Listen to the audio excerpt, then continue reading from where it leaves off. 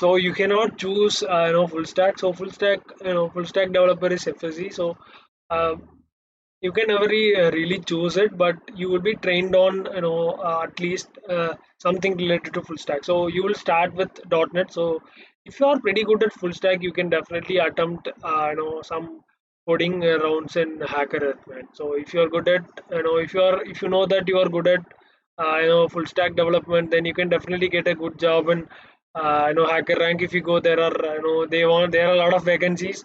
You can definitely crack that one, and you can definitely get in. So if you are good at, and if you have done projects, so it is well and good, then you can definitely crack that easily, right? So Hacker Earth is one of the great hiring platform that I have seen. Even I attended an interview with that. So if you can crack the Hacker Earth coding competition, so you can definitely work on which domain you like. So if you want to work on full stack, there are a lot of vacancies in different companies, or you can just apply with LinkedIn jobs. There are a lot of vacancies. You can definitely check out that, and you can definitely join them. So you don't have to start from the scratch. So for this is for the people who are just starting from the scratch. Okay. So people who are not yet into development, or who are not even seen something in web, so they are just consuming it. So they have not even there is they don't even have a knowledge on putting some HTML pages on the web and see the output. So this is for just the people for to understand at least the basics of web and other things. So if you're good at something, then just go with that, and you can definitely do that.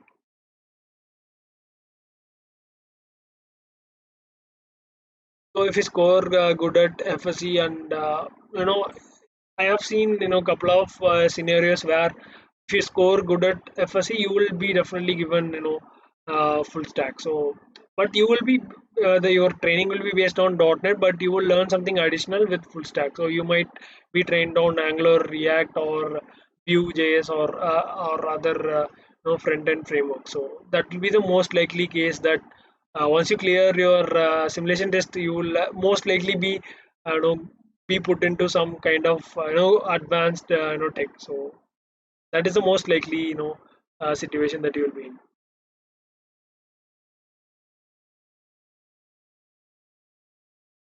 So what is this orbit shifter? I am not sure which you are referring to.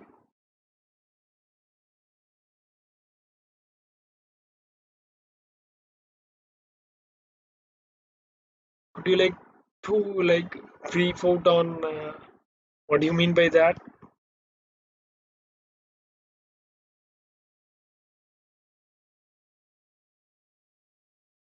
But so it is like something related to performance, and you have shown up quite well in different domains, or which other people who are coming on.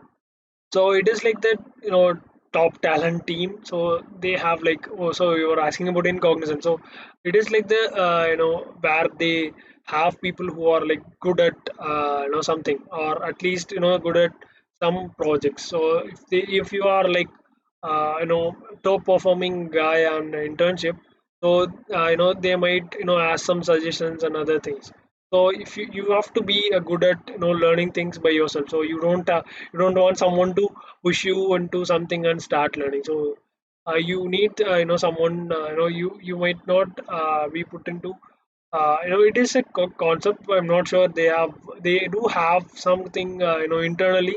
They have some internal performance analysis, and team which takes care of all the different performances, and hiring good talents, and picking up good people from various projects, and clubbing them together, and completing the project faster, or different tech stack.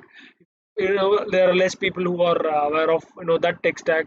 Then they put those people who are on good talents, and they can easily train them, right? So they can just put them over there, and then they can easily do that.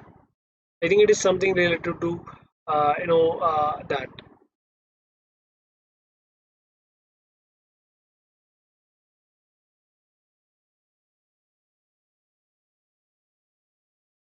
Okay.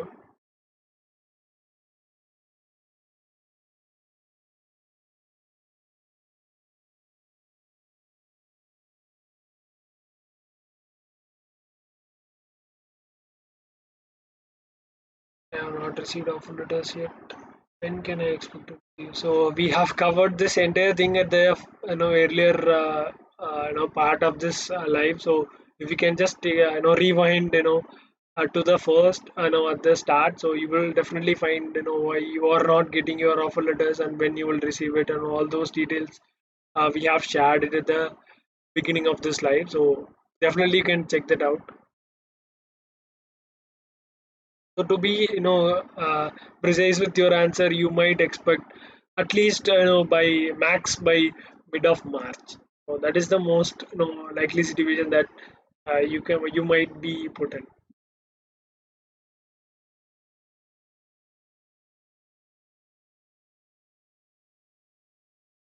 So the one thing that people doesn't they don't understand is if you are like good at something, right? So you can definitely move away from what is already been taught you. So you know that Cognizant is a service-based company and they just start from scratch, and you know what is the process, and you have a lot of videos on that. I have covered a lot of video, lot of insights on what they do, and the entire experience has been done on my previous video. So uh, once you're good at something, right, you can definitely move out and start chasing that.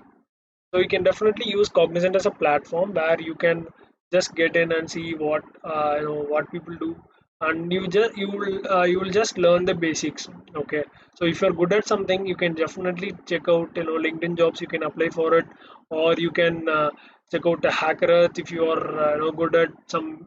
Someone told I'm good at full stack, and if you are good at something, right, if you're good at full stack, you can definitely check that out and see at least your where you are and where you stand, or at least you can see are you good at full stack. So that is the easiest thing, that you can do some evaluation, self evaluation, and see where you stand, and you can definitely do that instead of wasting time in Cognizant and just learning what you have learned for the past 1 or 2 years, and wasting your time for 4 to 6 months. And you can at least try to apply for different companies and see what they ask in the interview, and you can definitely switch to some good company. So if you are planning to, if you are good at this is an advice for people who are good at something. Okay, if you're good at Python, Django, or if you're good at, I know already full stack. I have been doing a couple of projects. I'm working as a freelancer. I work, I have completed a couple of projects in my final year project or third year projects. Or if you're good at, those, if you say that I belong to that category, then you can definitely move out and choose something that might improve your skill further, so you don't have to start from the scratch again. So can we get a IoT as a domain? So it is not for for you people. So once you start off, you won't be directly coming into contact with projects on IoT, since there are only less companies use that. So Cognizant is a service based company, and what they do is they get the job from different companies. So Walmart, you have other Cisco, you have lot companies, and they get the project from them, they complete that. So if those companies need something related to IoT, then there will be like a spike where they need a lot of people who are knowledge SMEs on people who are good at IoT and other things. So it is definitely, you have domains on everything. Okay, so Cognizant has domains on everything, but you have to be good at what domain you claim. So if you are claiming that I want to work on IoT, it is not just that you are just given the opportunity to work.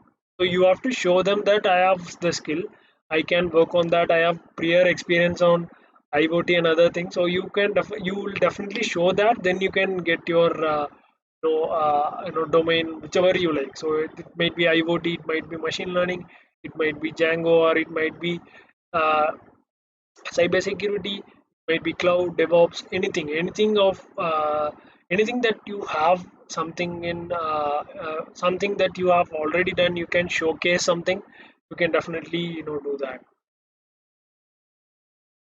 I hope that answered your question on domain part.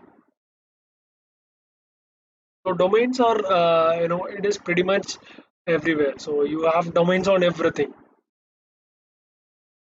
So if you can just Google out Be Cognizant, you will find all the details on what are the domains and what you will do, and what is an experience of an senior leader. So they have a lot of things covered there. So you can definitely check that out. So that was the work-life balance and Cognizant. So you don't have to work, man. So it is like you can chill out for a year. So if you want to chill out, you can do, or if you want to work, you can do. It is up to you that to work, or you can just chill out. So you will just you are just a trainee for the first year. So you will not be forced to do any work. So you'll just keep learning. Okay, so you will just do some implementations.